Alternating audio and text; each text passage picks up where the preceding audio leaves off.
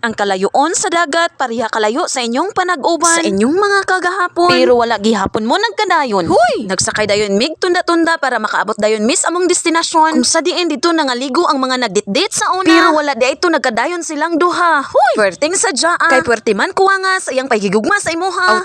Kay puwerte man hubasa na lubong na hinuon ang tunda-tunda. Inani gidning nagdahom na kang maangko na nimo siya. Pero nasangit raman dai siya sa taga-ilaha. Muna kay nagpabadlong manggid ka sa una. Giilisa na hinuon kag puwerteng duula. Ayaw day. Move on na. Lahos na dayon ta. Bahalag mahapnan. Basta makuluran. Kay puwerte nang kapuya sa sige nalag drawing. Kay puro naman lang mga plano. Walay usong color diha. Galaw-galaw. Tuara. Welcome to Kabatingan Beach Resort and Sandbar. Maayo ni diri kay ang presyo abot kaya ra. Unya dili pa jud ka mapando sa paggukod-gukod sa iyaha. Agay likay bay. Kay puro man ni mga baras. Makaingon ko na ang presyo abot kaya ra. Kay makaigo naman diri ang halin sa kong ginamos. Kay ang adult 20 pesos ra. 4 years old pataas. 10 pesos na lang. Sama sa presyo sa una sa ginamos. Unya man sa hangtod 3 years old libre pagayod. Kung mahuon palagi, makaigo na diri ang imong usa ka dusinang anak. Pwede ra kayo i-held diri ang birthday celebration, ang wedding ceremony, ang team building ug uban pa. Kay puwerte maning lapada. Wa nawan nag-promote na. Huy!